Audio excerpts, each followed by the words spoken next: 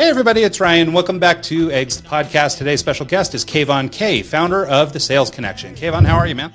I'm doing great. Thanks so much for having me. Absolutely. Thanks so much for making time to be here. Yes. Yeah, why don't you give us a brief overview of who you are and what you do? I know sales is pretty much your thing, but can you define that a little more for us? Yeah, for sure. I mean, we founded The Sales Connection, me and my business partner, and essentially what we do is we build remote sales teams, sales departments, operations, reporting, everything that you can think about when it comes to a virtual sales department. We build that for businesses. Prior to that, we actually built a sales training company that went from 0 to 38 million in 18 months, and that was 7 days before I was bankrupt. Wow. But prior to that, I've 25 years of sales experience now. My entire career has always been sales. I always tell people, I mean, they ask me, when did I know I was a salesperson? And I always say basically in kindergarten, when I was written off by the school system, told that I was, never going to make it, ADD, ADHD, LD, learning, reading, writing, math, like what was left? Phys ed. So since that day, I've been selling my dreams, selling my way, selling my future, selling my ideas, my inspiration, all of that. And it's always just been part of who I am. Do you mind, can you pull that mic down just a little bit? We're Yeah. getting like a little pop off of it. I think it's good to know. Thank you. Yeah. No worries. Let me turn that down. Yeah, there you go. There we go. Is that better there? Yeah. Much better. What's your Awesome. What was your first sales gig? My very first sales gig was watching my uncle when I was 11, 12, 13, and he used to work on a sales furniture store. Okay. When he, in the local little small town, he ended up actually working as a salesman and owning it himself one day. But I remember being on the sales floor with him every Saturday, Sunday. He was kind of my babysitter, and at that point, I was watching him sell, and he kind of showed me what it took to be a charismatic salesperson, how to sell with relationships and just connecting versus just selling, products and features. Then what happened was I always had that knack for sales, and then I ended up getting my own retail job selling shoes. That was my very first gig, and then from there, we've been in 5-6 different sectors, but my last corporate sales job was I was the number one pharmaceutical sales rep for one of the largest companies in the world. Okay. Pharma sales, yeah. Before I kind of left the corporate world and started my own thing. Well, let's talk a little bit about that transition too then. So, Yeah. Just on sort of the entrepreneurial tip, and we can get more into sales stuff as we go. Yeah. But, obviously that's a big change, right? Taking the risk of going from a sort of a regular paycheck. I guess it was probably commission driven or whatever, but a steady check to all of a sudden going out on your own. Was that your first attempt at entrepreneurship? That was my first real attempt to entrepreneurship. And it was, it was scary. There's many reasons most people don't do it. Because it's scary. How do you walk away from a $250,000, $300,000 job, working 1 day a week, company car, the credit card, all of it? It was a fake luxury lifestyle. And why I say fake was, this was even back then. I can't even imagine today. So this was back in 2014, 15. I moved down to Vancouver, one of the richest cities in the world, and making $200,000, $300,000 a year, you realize how actually poor you are. And I knew that if I was ever going to live a life of the significance that I wanted to live and live a life that was above average, that I wasn't going to be one of those types of guys. I was okay. I'm just going to work and save my dollar, and by the time I'm 45 or 50 or whatever it is, maybe I'll have enough to enjoy life. So I had to make a real decision, because even looking at my trajectory in corporate, I'm like, what's the max a good CEO makes in Canada? Maybe $400,000 or $500,000 a year. I wanted to become a millionaire, right? So I do tell people I was lucky and fortunate to have this change and move when I think I was like 30, 31. I didn't have a family at that time, so sure, it might be a little easier, but it was still, my God, it was scary, because again, I come from humble beginnings, so there was nobody that was saving me from this decision. And the reason I needed it, the reason I really wanted to do it, was I was so done with the corporate world. I felt like I was in school again. It literally felt like I was back in school. The politics, the drama, the bureaucracy. I was the number one sales rep in the country. I blew everybody away by 31% of my commission, like of my budget, 31%. And at the end of the year, they give out this huge award, which was like an extra like $10,000 cash, which at that time is a lot of money to me. And the most important was I got to take a guest onto like, a 5-star luxury. I mean, we're talking like $30,000-$40,000 per person type of trip. So I told my manager at the beginning of the year, I was like, this is the year I'm going for it. And she's like, I know. And sure enough, technically I won it. Well, at the end of the year, when they went to go, I was at the awards event, and when they went, and everyone's shaking my hand because everyone knew the numbers. Numbers don't lie, right? Shake my hand as if before I won it. Oh, congratulations! And when they announced the name, they didn't announce Kayvon Kay. What? Why? Well, what? Is this wrong? No. Well, they didn't like the way I wore my pants. They did not like the way that I wore my pants. They were too tight for the old boys club, for the the old shitty loose suits, white shirt, shitty ass tie, looked like a fat fuck. Sorry, do you guys swear on here? You're all good. Yeah. Sorry, like a slob, right? They didn't like the fact that I had nice color and that I was dressed sharp. And they said they didn't want me to be the representation of the company. That was my, the straw that breaks the camel's back. That was it for me. I just knew if that happens here, that happens everywhere. And now I hear stories about how it does. So I knew that I was like, I'm not doing this. There's no way that I'm living my life like this. I got to live it on my own terms. And that's so at some point, you just got to make the decision. Now, here's what's really important about this story. A year before this, I tried building a business. I was like, I wanted to do some second income stuff. And at the end of the year, there was no business. And the reason why was because every time something became challenging or became hard, or that what I call, most people run away from, mental toughness, like that mental laziness, like I have to actually sit down and critically think and actually do something that's not that's easy to me. I would just say, I'll just do it tomorrow because I had that comfy check, right? I'll just do it tomorrow. And again, lucky enough, I was smart enough after a year. I'm like, well, that didn't work. So I had to cut the tie. Some people could break, right? Some people couldn't possibly fathom actually taking that leap and cutting the tie. I personally believe you will never get to success if you don't truly do that. Yeah, it's kind of critical, actually. Both Ron and I have been in that position where we cut the tie, but not intentionally. It just kind of happened. So now we have to either shit or get off the pot kind of thing. And it really lights a candle under you and gets you going if you have nothing else coming in. So the problem is people have plans, right? They got plan B, they got plan C, they got plan D. So when plan A starts going sideways, what do? They go to easy plan B, plan C. I don't have plan B or C. I got plan A. That was it. I had one plan. I was going to do whatever it took to get there. Hence the bankruptcy. Yeah. I was willing to go bankrupt. Well, and I think that's a good point. I mean, like in my own experience, like Mike was alluding to, I was just working in-house as a graphic designer, and because of a layoff, I'd been doing some freelance work on the side or whatever, but because of a layoff, it was like, oh, okay, well, I guess I have to make this work now. I've got a young kid at home and we're married and we've got a house payment and hey, I got to make a living. So, so all of a sudden you start to build that business that, you were, letting, kicking down the road or whatever, or would have, in my case, I would have never been brave enough or bold enough to take the step. Right. And I love that you I appreciate you for admitting to that, because most people won't even admit to that.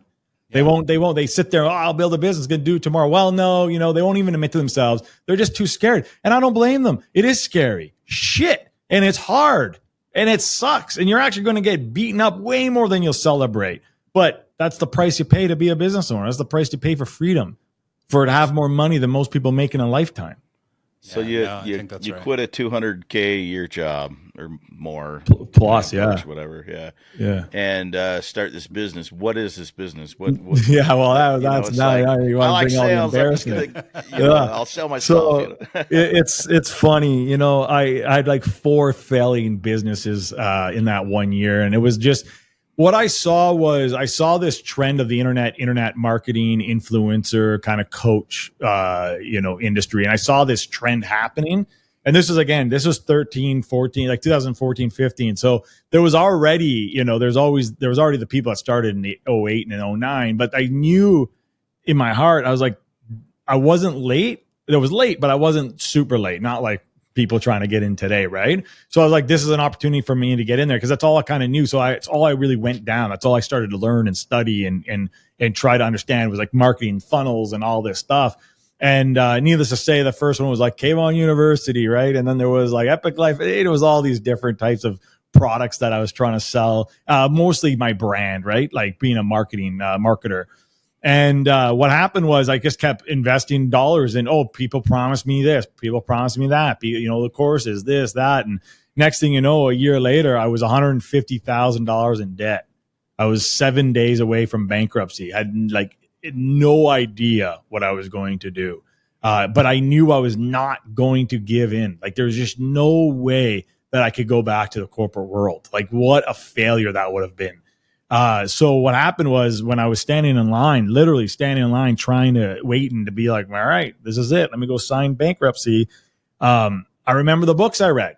I remember like in the books of success and like Think and Grow Rich, it tells you like there's going to be moments that like you are going to be put on the line. You're going to be pushed. You're going to be like, you're going to have all the reasons why you need to quit. You don't quit. You keep moving forward. So I was thinking to myself, this must be that time. This has to be that time. So instead of moving forward in line, I moved backwards, left the bank, and I kind of started walking home and thinking, well, what am I going to do? So I went online and I was like, okay, I need to find a mentor here in Vancouver because all these mentors online, they didn't give a shit. They all been stealing my money. I need someone I could see in person. And sure enough, found a mentor and had a call with him. And he says, yeah, I can help you. $30,000. I'm bankrupt. I don't have $30,000, but give me 3 days. Why? Because my dream of me becoming the man I wanted to be was it was more powerful than my fear of failure. So what happened was I did what the books tell you. Pick up the phone. What did we read about? Like, Kentucky Fried Chicken. How many no's did he have? You hear all these stories. Well, why can't that be my story? Luckily for me, it was only 27. 27 people I called. On the 27th, which was an old pharmacist at the time, I said, hey, listen, here's my dream. Here's what I've been doing. I've been failing. You know how it is as a business owner. I need 30,000. Would you be willing to, lend it to me? And on the 27th, the guy's like, I've always believed in you, Kayvon. No problem. Here. Next day, send it to me. Next day, I send it to the mentor. The mentor comes to me and goes, you know what your problem is? I'm like, what? He's like, you're not a marketer. You're a salesperson. Yeah, there's a difference. I just gave you $30,000 for you to tell me that I'm a fucking salesperson. I know I'm a salesperson. I spent 25 years in sales. I didn't, you know what I mean? So what I didn't know, because you don't know what you don't know, is that, well, now that's what my business is built off of, right? Is high ticket sales. Is instead of being the guy that's worried about the Facebook ads and the funnels and the copies and the email and the content, he said, just go, instead of trying to be the man, go close for the man. And I said, what? That's a thing? 2 days later, found a job. Resourceful, right? You don't lack resources, you lack resourcefulness. I had nothing. So I was on. So I went on to a Facebook group. Someone said high ticket sales, applied for the job, didn't know it was actually someone of significance, $20,000 offer. Within 30 days, I was making 30 grand. Before that, 25 days before that, I was losing $25,000 a month trying to pay for people to do my ads and my copy, all that, all those expenses, how fast that can add up. 30 days later, I was making $30,000, zero expenses. I was like, oh my God, this is phenomenal. And then the next month, 40 and 50. And about 3-4 months after, the same mentor came to me and said, do you think we can teach this? I said, hell yeah, we can. And he said, okay, great. You go build it. I'll do the marketing and you do everything else and we'll make this happen. Little did we know, we had plans of doing like a couple $100,000 a month. 18 months later, we were $38 million. Wild. Wow. That's crazy. Trained over, we had over 15,000 we were training 15,000 people in over 100 different countries. Oh, wow. Ended up becoming a marketer. Well, it's incredible, but there's one thing in there that I want to maybe focus a little energy on, and maybe we can just talk about for a second, which is this sort of notion. I'm not sure what to call it. I don't want to call it manifesting or anything spiritual or weird like that, but it's like there's this phenomenon of the squeeze, which is shit's gone really bad. We're getting crushed. I have to make a decision, but somehow I overcome anyway. And what's interesting about it, so like in your situation, you were down to your last dollar, you were ready to sign away your life on this bankruptcy deal, and then you picked up the phone, you made those 27 calls. Theoretically, you could have made those 27 calls a year prior. You could, I mean, there was nothing new in what you did, right? Outside of the fact that you were forced into a box where you had to innovate. And I think that there's something to that. And I don't know how we can, maybe label this or, turn it into something that people can use. But this is a situation that I think a lot of people feel, which is I'm up against the wall. I'm going to miss my bills this month. I'm going to, whatever it is, right? Whatever their situation is. But there's this superhuman ability to overcome that stuff if you let it happen. Right. If you let it happen, I think a little bit of it is that burning desire within, number one. For me, again, I can't express this enough. Like, I don't have mommy and daddy that were saving me. I didn't have friends that were saving me. Like, it was me alone. Like, so what are your options? Like, if even logically, what were my options? Most logic people would be like, oh, well, just go to work, spend another 20 years paying back the debt you just put yourself into. I at that point, I'm like, no, like I've already missed this boat of save every penny. And what I learned in that year too is save a penny at the end of the day. It's just a fucking penny. You don't get rich by saving money. You get rich by making money. So I go, okay, well, you're never going to make money if you're working for someone. So like for me, it was just like, it wasn't even an option. It was a burning desire in me. The success that I had in my eyes that I wanted in my future that I knew to be true, just didn't know how to get there. Had no idea what it was going to be. I just had a burning desire to know that I'm capable of it. I'm deserving of it. It's fucking Bob next door has it. Why can't I have it? Does Bob know something I don't know? So I just got to go figure out what the hell that is.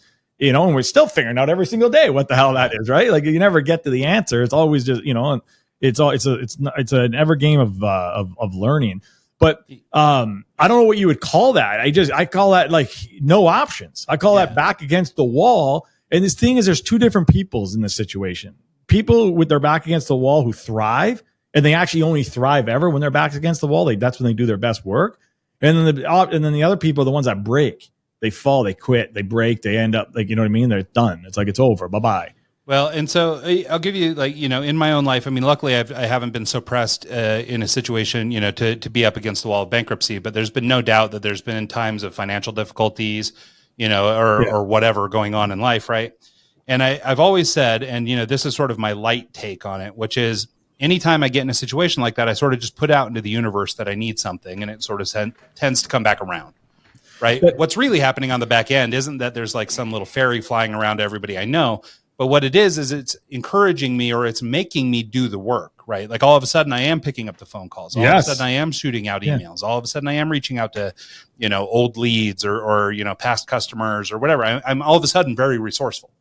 And so I guess what I'm trying to get to in the spirit of maybe turning this into something that people could apply in their own lives, because I think you're right. And it hadn't even occurred to me that some people would break under this pressure. And I suppose that's true. Some people will leave. Well, they do. I've seen it, right? They break and they actually sign it, they quit, and they go back to work and they live a miserable life and they wonder why they're miserable. And so, I don't know, maybe it's just my ego that didn't see that. But I guess the point I'm trying to make is that there is something in us that, we're reacting to an outside force, which is causing this problem, or it's maybe the bed we made, which is we're broke and we're bankrupt and we're trying to figure this out.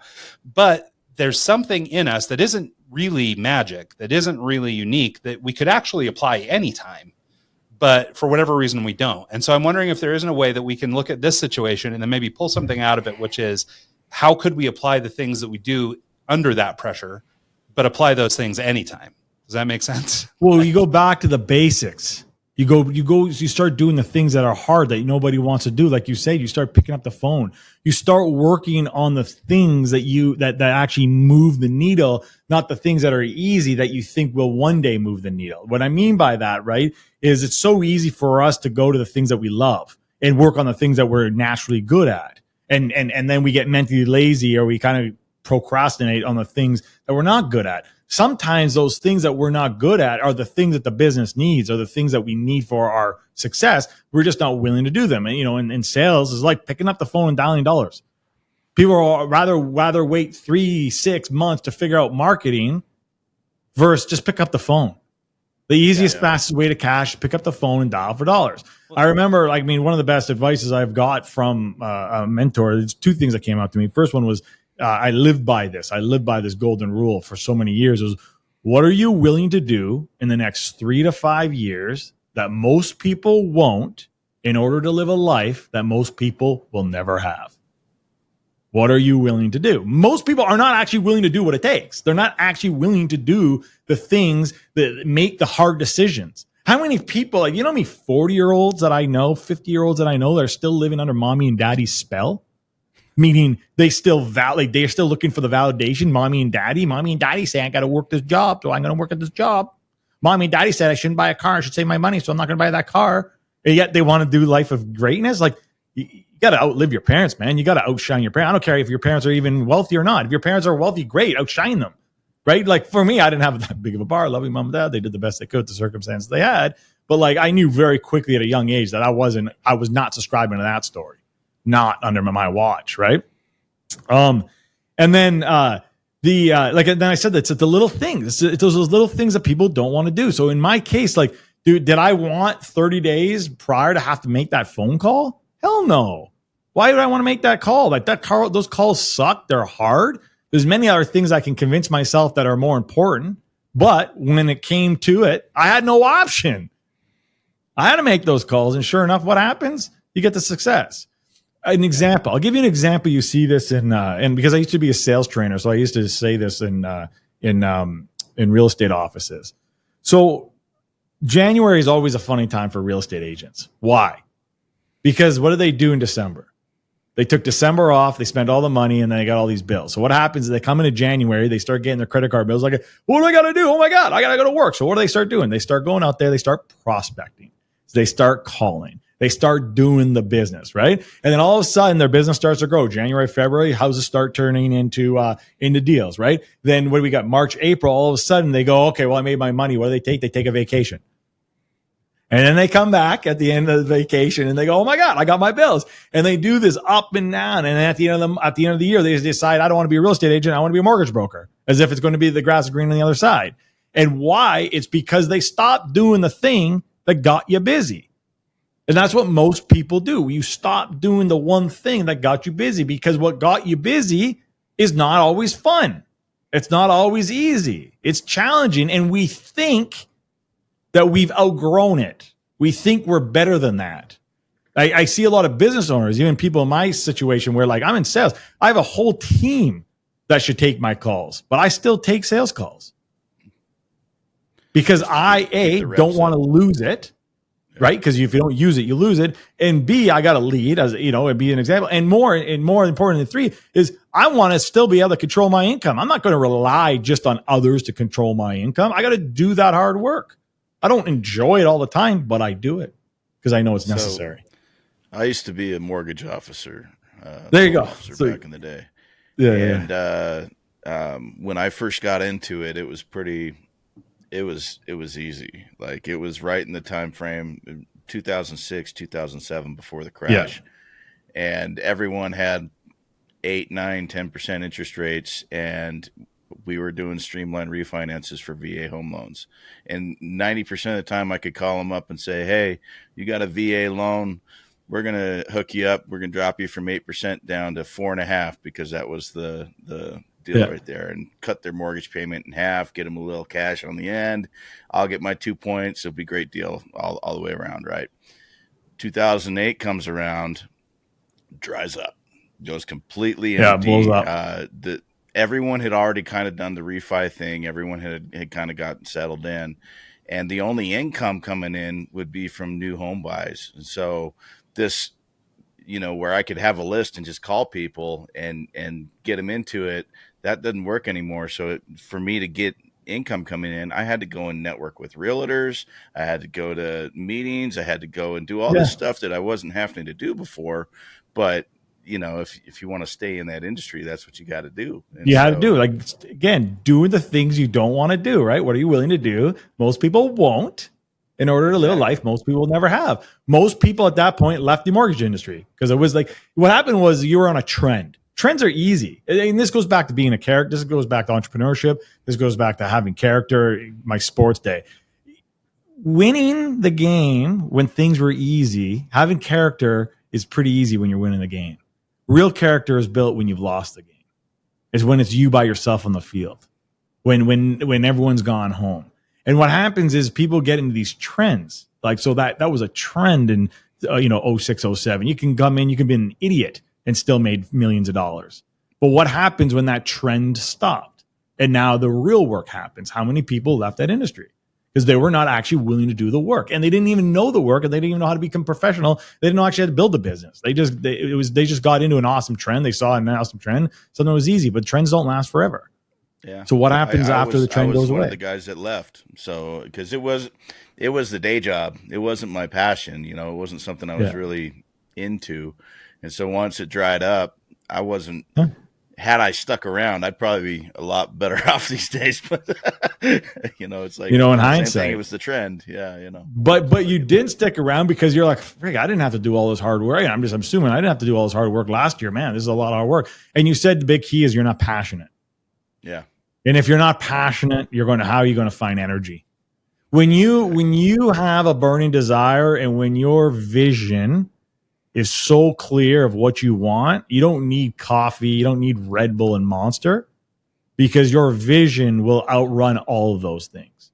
But if your vision or your clarity or your whatever your passion isn't clear, and you're not running off that fuel, that's when you burn out. That's why you need, you figure out things start not working because you're not in alignment.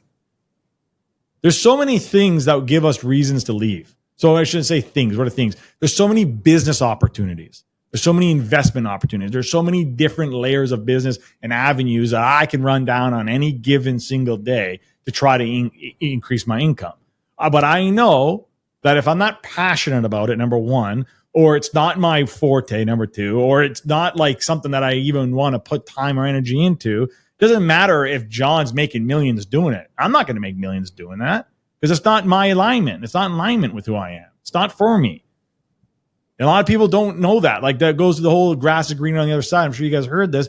The grass isn't greener on the other side. The grass is green on the side you fucking water. Most people are not even watering the side they're on. They're just watching Joe water his. Mow his, water his, take care of his, and go, well, that looks good. I want his. Even if you went over there, you wouldn't have green grass because you wouldn't water it, you wouldn't mow it, and you would let it fucking die. Well, and it's not just watering it; it's aerating it, it's thatching it's adding seeds, it's adding the nutrients it needs. It's a project, not just a AstroTurf that you lay down once and it's there forever. No, well, and that's what people want, the easy. You just say lay down AstroTurf and never have to look, worry about it, and it's green every single day. Yeah. Well, and that's actually a good metaphor for what you were saying earlier, right? Talking about what are you willing to do. Because there is the version of it that Mike just described, very technically, which I wish my neighbors were listening, and, would take care of their lawn a little bit. But then there's the version of people that are just sort of, maybe we could call AstroTurf the trend, right? I mean, this is people sort of just doing the easy version of it. And that'll get you by for a while. You're going to have great AstroTurf, and it's going to last until the sun beats it to death in 20 years, and then you're going to have to replace it. But that's the easiest version of owning a lawn. And so, but the result you get is probably not near as satisfying as the guy who spent all day out really hard, working on his lawn and spending the time, nurturing these plants and helping it, grow. And then, being able to stand back at the end of the day and just cross his arms and go, you know what, damn it, my yard looks awesome. So I'm going to give you an example too, a real example of that in business. So when I was younger, because again, didn't come from a lot of money, I always had this dream, right? I had this dream that I was going to marry a rich girl, and her dad is going to be in business, and he's going to take me under his wings and show me the ropes so that I can do the same. Because I always wish I had that, right? And I remember telling you got to understand, I had conviction underneath that more than a courtroom. Like, that was the dream, okay? And I remember when I first met my first mentor, like 22, 23, and I was telling him, this is what I'm going to do, And I've been feeding myself this story since I was like 9 or 10 years old, right? And I remember him just shaking his head like it was in disgust. And he looked at me and he's just like, you don't want that. And I'm like, it was the first time someone ever said that to me. What do you mean I don't want that? And he said, I'll tell you why. He goes, because at any given day, any given time, it can be taken away from you. You go down that path, you will not sleep, and you won't have one nice sleep when you're 40 or 50 because it can be taken away like that. He said, but you go build it yourself. And I'll tell you, it's going to be hard. And you won't get there as fast as you want, and you won't get there as fast as someone was going to give it to you, but you'll get there. And when you do, nobody can take it away from you because it's yours. Yeah, no, I like that a lot. And I was like, that was a wake up. I was like, whoa. Well, it's funny. And I just kind of wanted to add on to that too, this idea that, dreaming our dream, setting our goals, identifying what's actually our dream versus the dream of others. Right. And I think this is especially pertinent today, like with social media and all that stuff. It's really easy to get caught up in what other people are doing. Yeah. Right. Whether it's looking at the neighbor's yard and being jealous and wanting that grass is always greener kind of attitude. But, and maybe it's just amplified by social media, but there's, I think, a component of this where it's, you have a vision in your mind, or you created a dream around what you're looking for that's based on hitting some certain endpoints, having some financial stability, married to some hot chick, all the things that you're looking for in life. But the reality is that might not really be your dream as much as it is, maybe the end of your dream, right? Like you're busy dreaming somebody else's dream, which is, oh, well, I want in your life. I want you've already got the money. You've already got all this stuff. I want your dream, your life. Yeah. Instead, you're not really focused on what it is that you really want or what you really need to achieve that. Well, because most people don't. Most people actually don't even know what they really want. They think they know what they want, but they don't actually know what they truly want. Well, and they don't know what they're willing to fight for it either. Yeah, and that was sort of what I was maybe hoping to get into with you a little bit, is trying to parse out some of this stuff, right? Sure. Trying to identify goals that are meaningful to us and uncover our passion in a world that's so messy, right? Where we're really wrapped up in what's happening everywhere else and not paying that much attention to what's happening in our own backyard. And so I wonder if you had any thoughts about that. Yeah, I do. I got a lot of thoughts because, again, I've gotten coaching on it myself. And one of the things that it's funny is most people say, I want 20 million, I want 30 million, and because I want to live this lifestyle, right? Whatever it might be, right?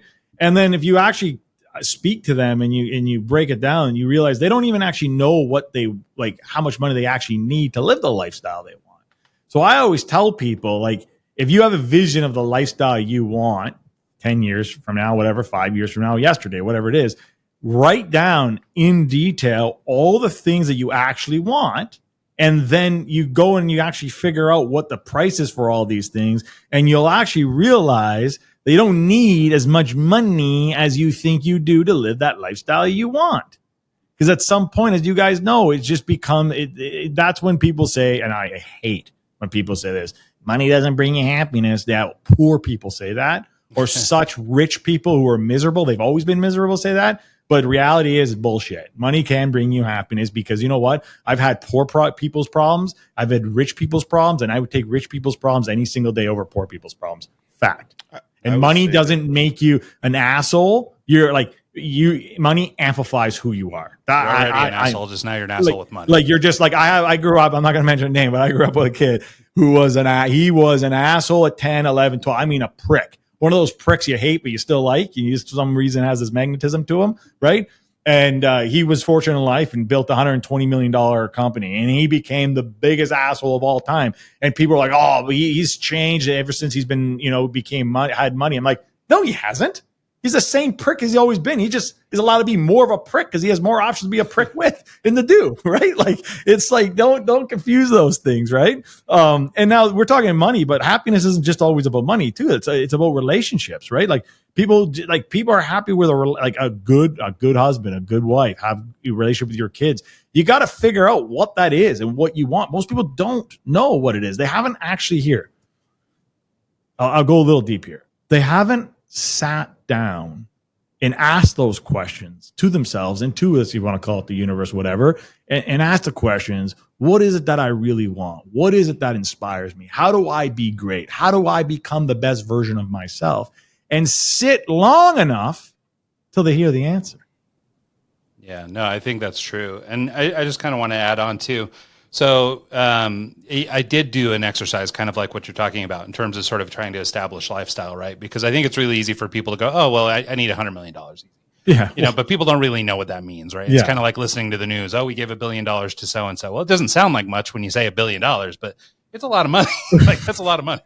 And so, so in my own life, I did this. Actually, I think it's Tony Robbins has like a free app or something that you can do this little exercise in, right? Cool. It'll do some rough math for you. So you just plug in what you want, a house, what you think that costs, a car, what you think that costs, whatever it is you want. And I put together kind of this, it's a nice life, but it's nothing too fancy. It's like a regular house and then a small house in another country, a fancy sports car, and then just sort of some stability around bills, right? And so in my head, I had put down, oh, I need like 20 million bucks in the bank.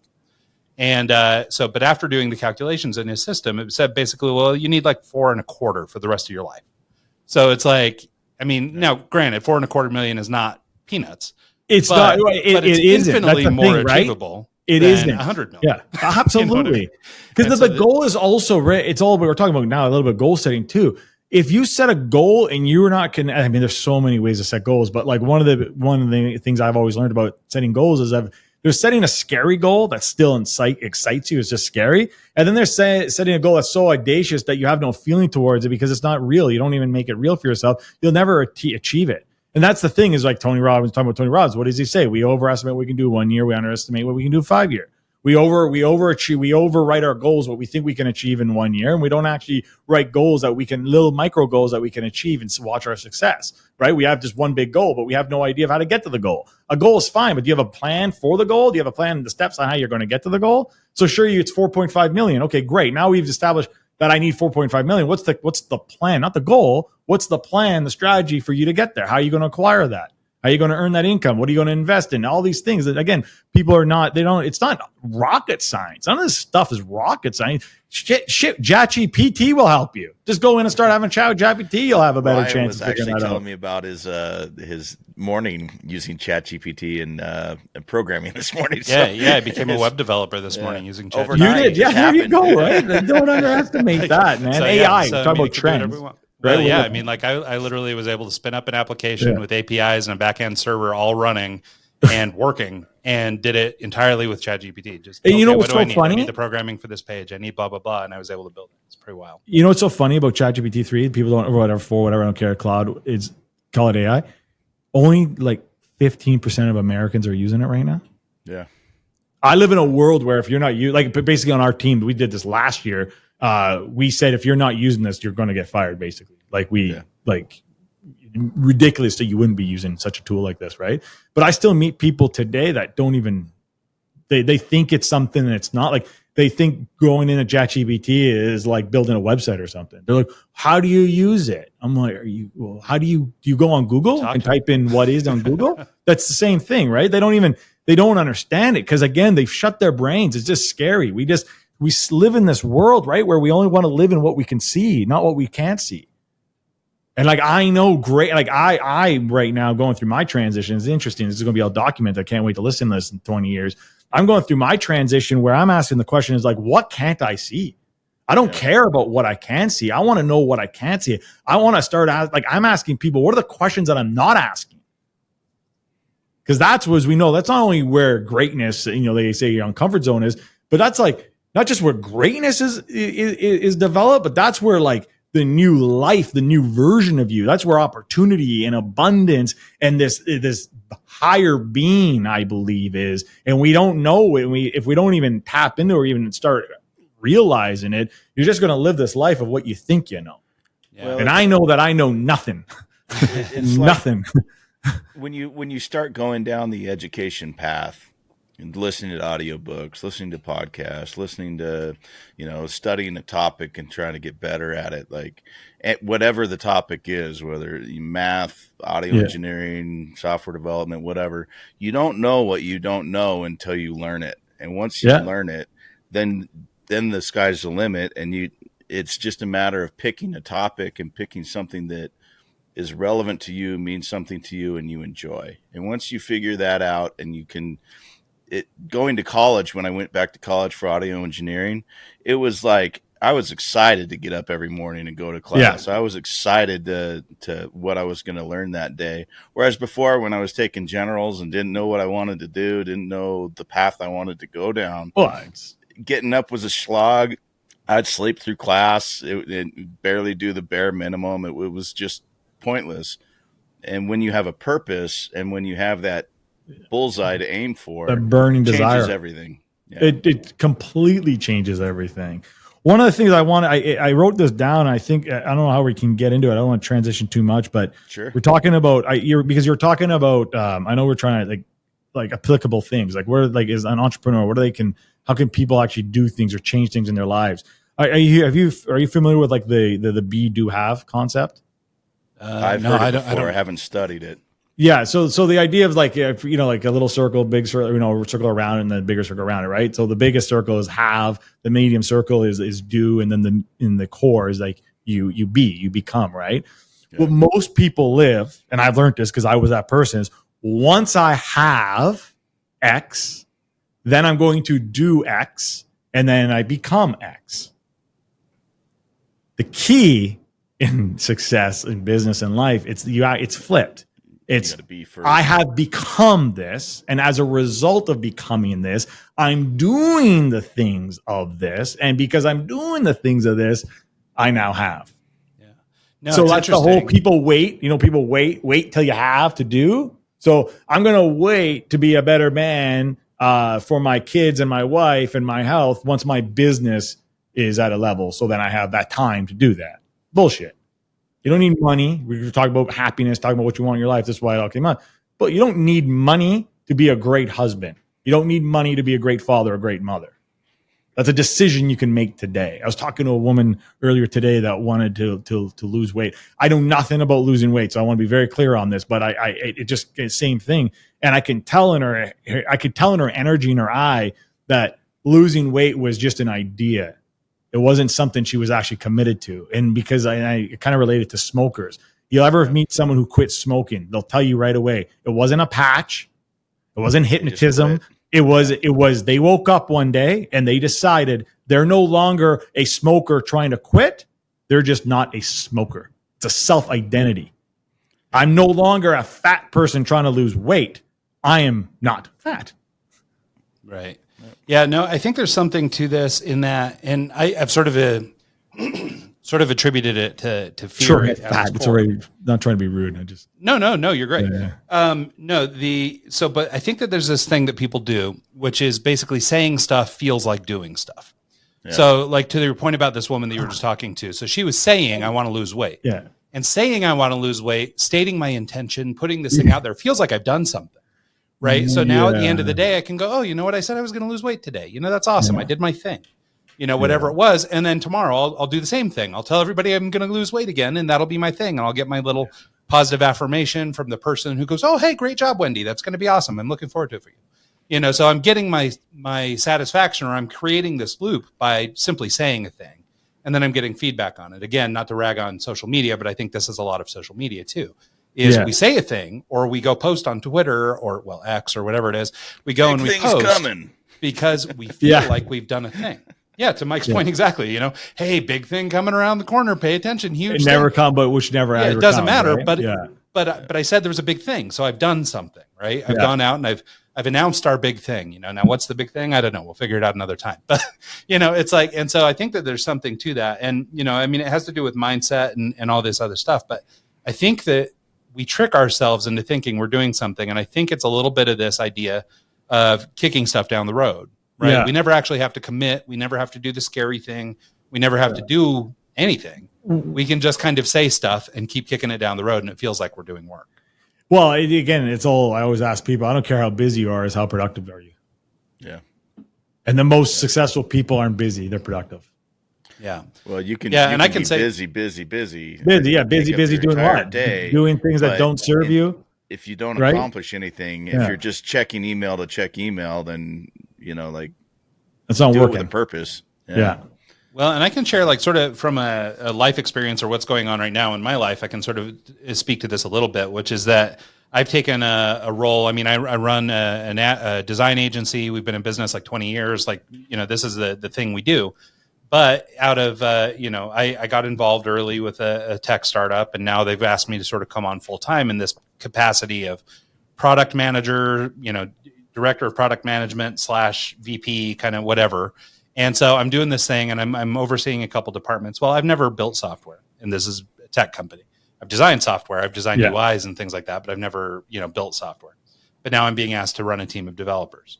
I've never ran a product team, but now I'm being asked to run a team of product, folks.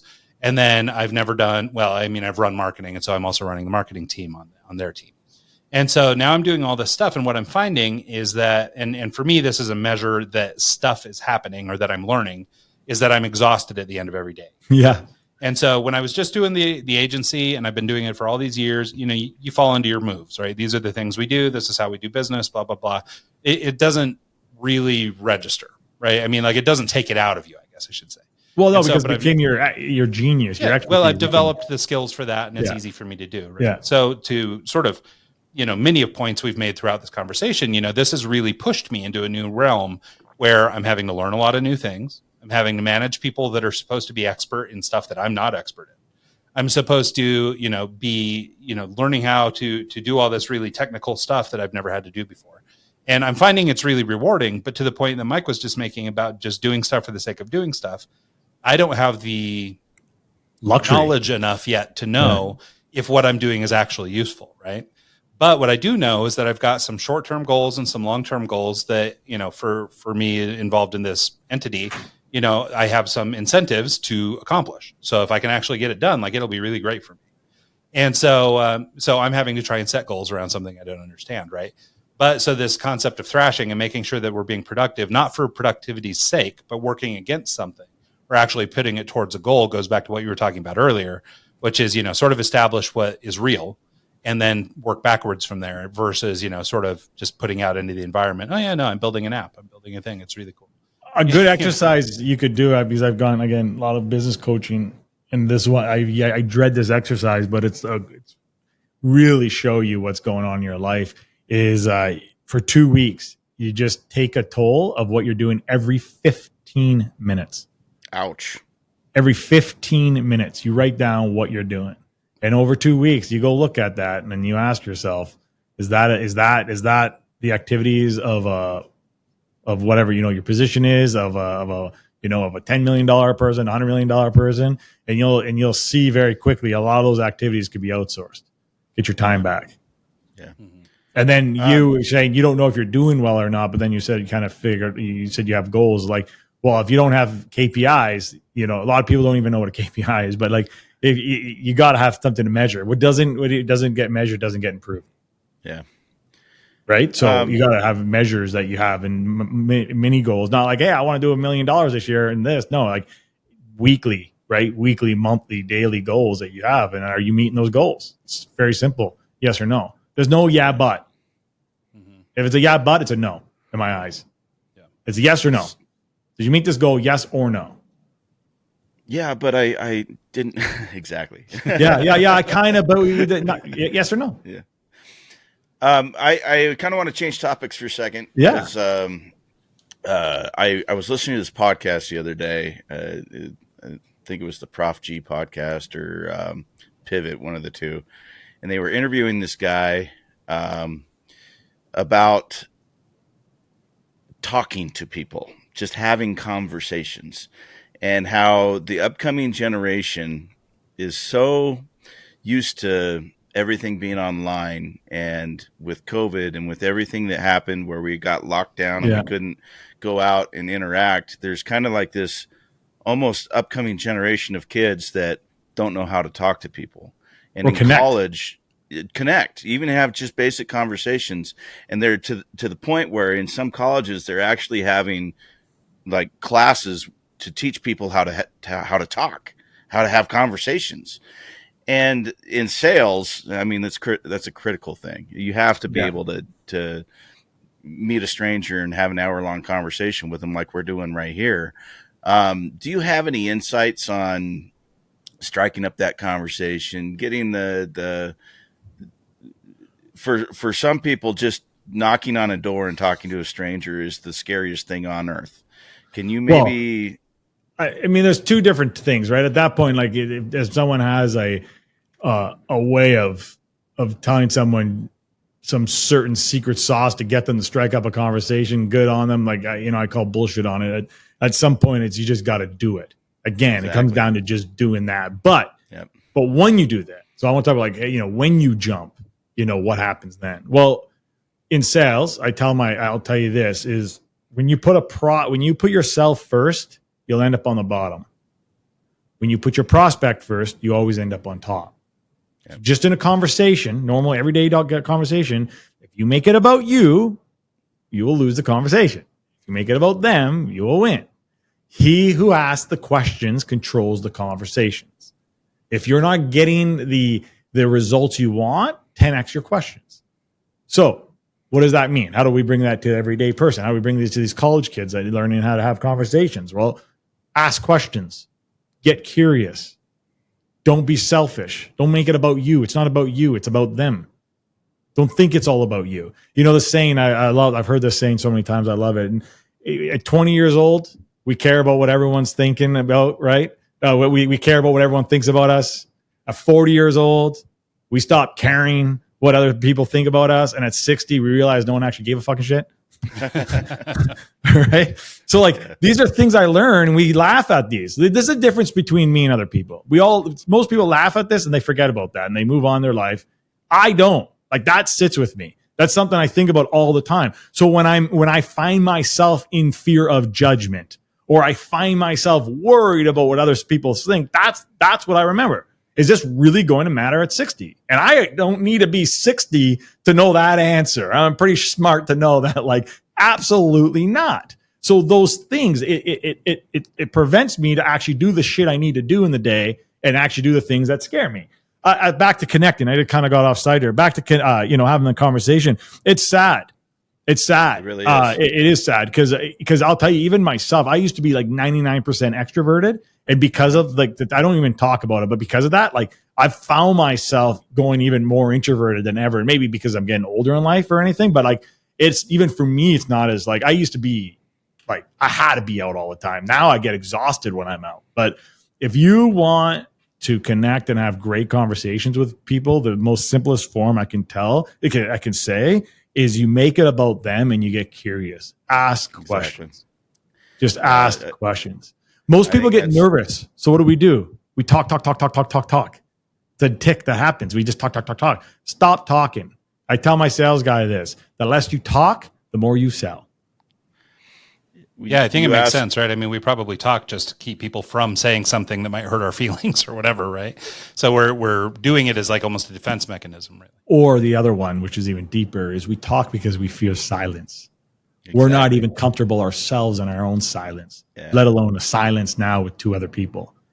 That 3-second, 4-second pause of nothing, that gets people kind of like twitching and nervous, and they got to say something, and being able to be comfortable in that silence is, I think, imperative, especially in sales in general, because if you're asking an open-ended question, you don't want to be the first one to reply. You want them to think about it and have an answer, and then you can spin off of that and go from there. But absolutely, just having the ability to sit in silence and think about it. Lots of people, they'll, like in a conversation like this, for example, they're just talking for the sake of talking. They're not listening to what the other person's saying.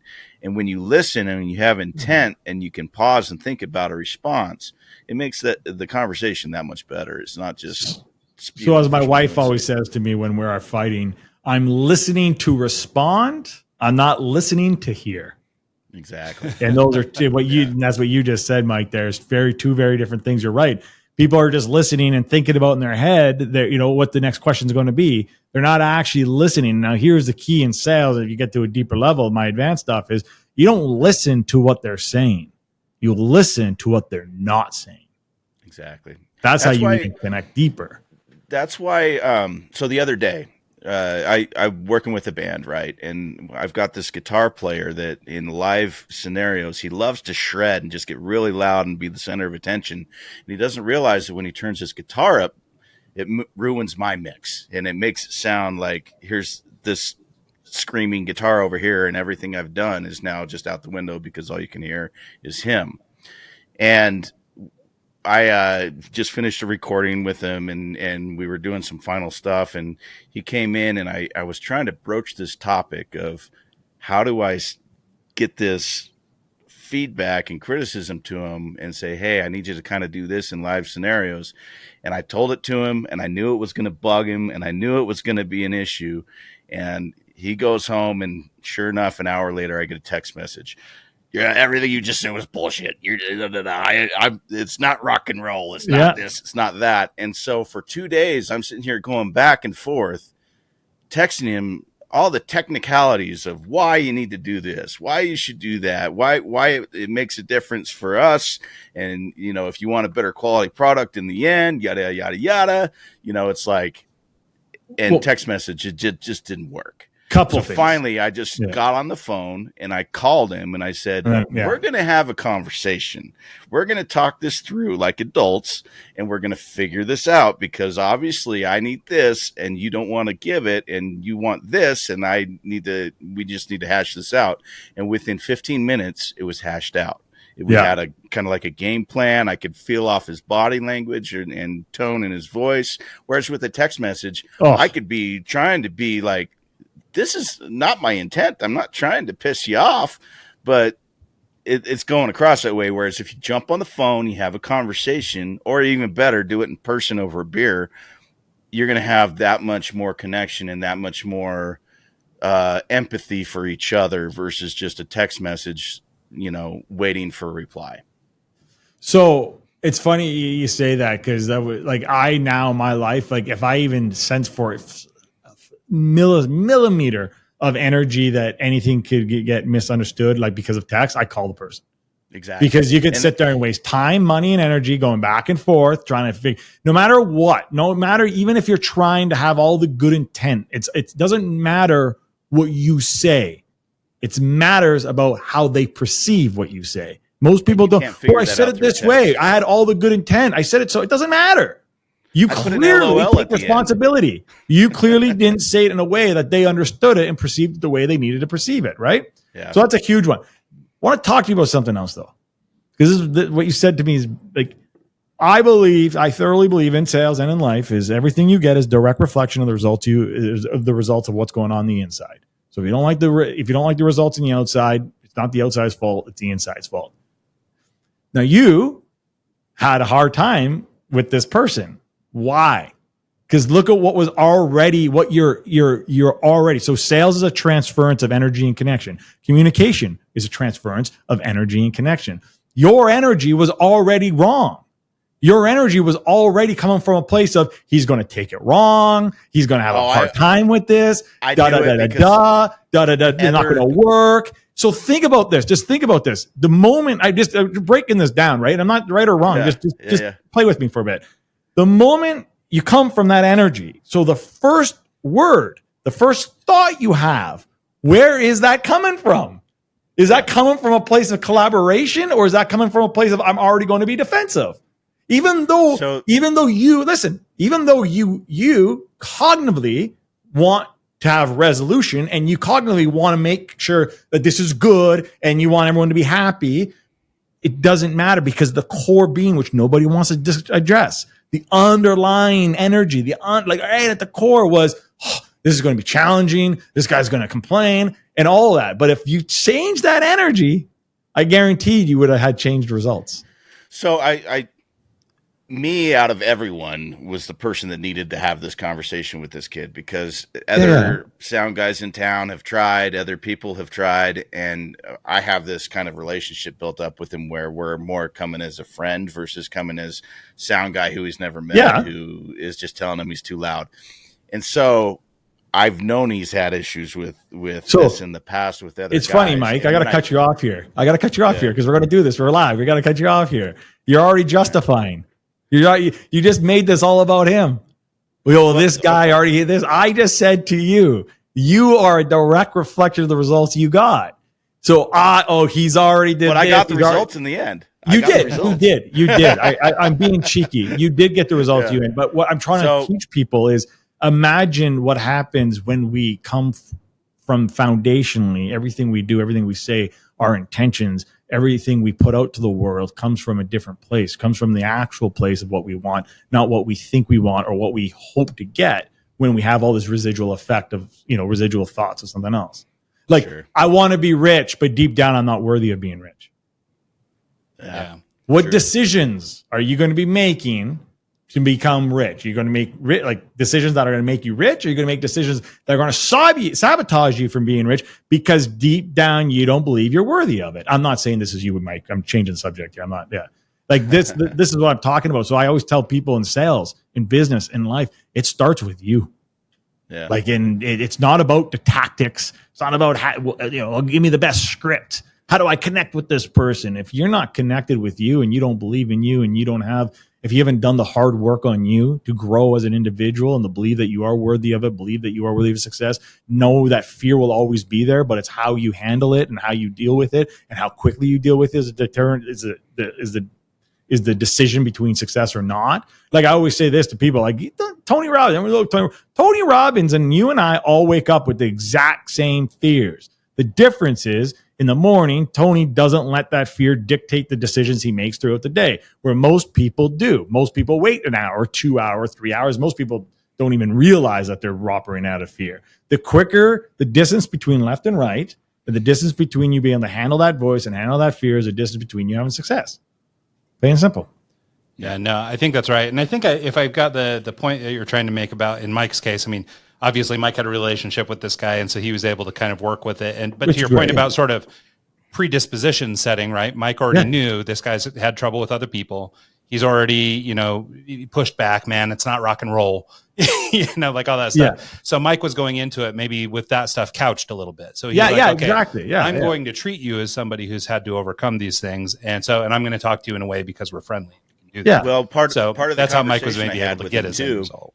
Was like, I told him, I was like, I need to be able to have a conversation with you, and I need to be able to provide feedback and not have you take it critically. I can't have you walking on eggshells when I'm working with you, because my input and your input is critical to getting a good end product. And when I approached him, I went up to him and I said, hey, have you ever thought of using in-ear monitors? And he's like, nah. And I'm like, you should try it. I think if you had in-ear monitors, you could totally rock out and have it loud like you want it, but I could still control the mix. And I came in with kind of like a solution before addressing the issue. And so that was, anyways, it was the most recent thing I've had to have like that in that kind of realm as far as a difficult conversation or something to overcome. And that's why it was top of mind. So it could be in any type of field of, overcoming an objection, overcoming not a hostile conversation, but learning how to have that conversation and not. I lost him. I think we lost him. Well, here we're starting to get to the end here, Kayvon. But do you have just a couple minutes that I could have you get into one more quick topic? Absolutely. Probably not quick, and maybe we need to have a longer conversation about it. I also want to make sure people know that I love Mike, and I was just giving him a hard time because we're here. So, Mike, we love you. Yeah.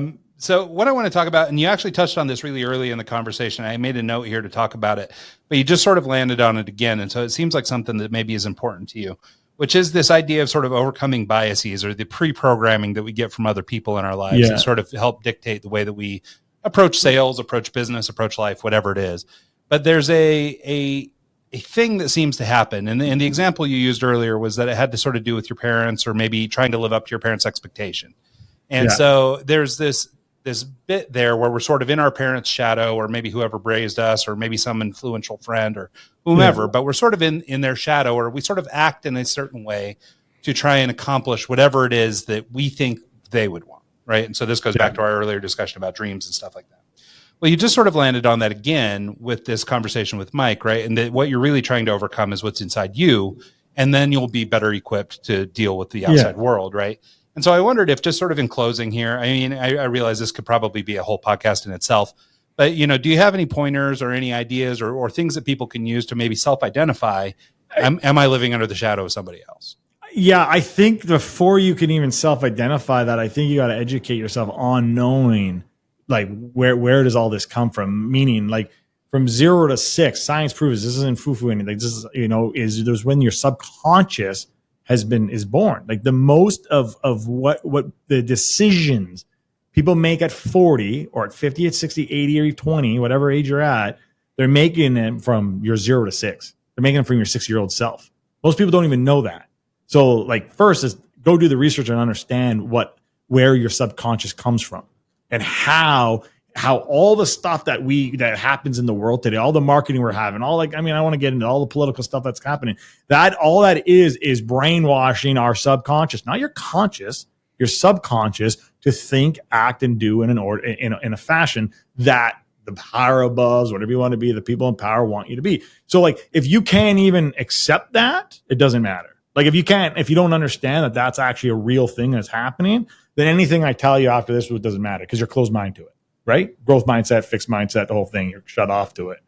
Now, if you're going, yeah, I believe that to be true. Okay, great. So now probably go do the work and figure out how was your upbringing? Like what were the values that were given to you? What were the things like when like that you're I will never change this. Write those things. This is exactly who I am. Write those things down and ask yourself, whose idea was that?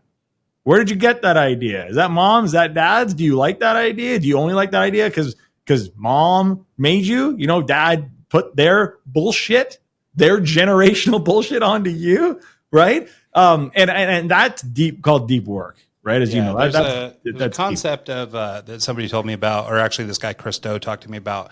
It's more to do with negative self-talk and things like that. But there's this thing called the critical inner voice. Yeah. And basically the concept is that a lot of times when you're tearing yourself down, you could hear it in somebody else's voice, a parent or a friend or an enemy or something. Yeah. And like I know people who, were maybe given a hard time as a kid, because of their weight or something. And then they see that person 30, 40, 50 years later, and it still triggers that feeling, right? That emotion. And so every time they look in the mirror and they go, oh, well, I don't look good in a swimsuit. It's because their mom said, hey, you don't look good in a swimsuit back when they were a kid or something. Yeah. And some of that's us imposing it maybe on a parent, or that's how we took our parents' vibe. But to your point, the way we're making decisions in a lot of cases is, maybe not our own voice, but we're behaving in a way that we were sort of taught early on. That we were programmed to. I think your point, being aware, and in the reading I did on this idea of negative self-talk and critical inner voice, a big part of it really is being aware that it's a thing, and then understanding that you can change it. You don't have to live with it that way. Yeah, it's most people are not aware. Most people don't even want to identify it. That's the first problem. Then now that you're becoming unaware, now you just ask the questions, how do you change it? And it doesn't happen overnight either, right? It's just, again, it's being open. It's being open to the fact that like there is a fact that most people are living from their 6-year-old self, making decisions, whether they know that to be true or not. It's what's happening. It's subconsciously what's happening, and that there's ways that you can actually fix that and you can work on those things. It's a phenomenon. I've been working on myself since 22, 23. I got my very actually got into self-development and working on myself, and that, over 25 years, and I still have a lot to go. I'll tell you that much, a lot to go. But it's knowing that, and it's being able to be okay with that as well. A little self-love and self-compassion goes a long way. Well, and it's not unlike what Mike was talking about in his conversation with this guitar player, right? And giving critical information, right? I mean, we might hear in our voice the critical comment of a parent or whomever, but I don't know. I guess if that's what it is, just like, Mike knew how this guy was going to react when he said, hey, dude, you got to turn down your guitar. We have this, I guess, just by simply being aware, we can now prepare ourselves to respond to it, right? So I can hear that voice in my head and go, oh, well, this voice told me that that's a bad decision. But conscious me, is going, you know what, though? I think you're wrong, and sorry, Mom, but this time I'm going to go do the thing I want to do. I try to tell people this is when you're approaching things, it's very hard, is you approach, I try to bring no energy to them, and definitely not a bias energy or, any bias energy to it. And you'll see that the results are very different. But I tell people, when I used to live life with expectations, I used to have expectations. Everything I did, going out on a Friday night, I had an expectation it was going to go a certain way. When I was a little kid, hanging out over here, going to a week vacation there, whatever it was, going to the gym today. I had all these little micro expectations or sometimes macro expectations, and I always felt let down. I always felt like I was always kind of miserable because things just didn't go my way. I now live a life, I truly live a life. I have zero expectations, 100% commitment. Yeah. And I've been happier than ever. And I enjoy life way better than I've ever have. Because I don't have expectations of things. And I'm not saying negative. I'm not saying, I'm expecting negative things to happen. It's just zero. I'm just going to be. It's going to be whatever's going to happen is going to happen. I'm not going to expect things to happen, because when they don't go happen, that's when we start, beating ourselves up or getting frustrated and all this negative shit that does not serve us. Does not serve our future, does not serve our present, does not serve our past, does not serve our family, our friends, our business, none of that. Your direct, show me someone's business, show me the entrepreneur. Yeah. The entrepreneur is only as far, the business is only as good as the entrepreneur is, until obviously the business gets to a level where the owner or the person who started the business is no longer there. That's like why we are in a business where we're amping up, where we want to work with people. One of our ICPs is where we work with people who are not founder-led anymore. Because founder-led organizations make different decisions than ones that don't. Yeah, no, because the founder makes decisions on his money, because it is his money. He makes decisions on all the hard past shit he had to go through that got him there. Yep, that makes sense. I think you're right. Well, sorry, what was that? Oh, I just said I think you're right. No, I know you said that. That's a trick, by the way, called double confirmation. Oh, well, and with my internet jumping in and out, I totally could have been whatever. Everything's been double confirmation for poor Mike. Well, we're kind of at that point. You want to tell people how they can get in touch with you and how they can reach out if they're interested in talking with you? Very simple. If you're interested in anything to do with sales, all things sales, Kayvon.com, Kayvon.com. From there, you can get anywhere you need to go to find me. Perfect. Awesome. Well, thanks so much, Kayvon. This has been an awesome conversation. I appreciate your time. Nice meeting you guys. Yeah, appreciate it. Absolutely. Thanks so much to everybody who tunes in this week and every week. We'll catch you guys next time.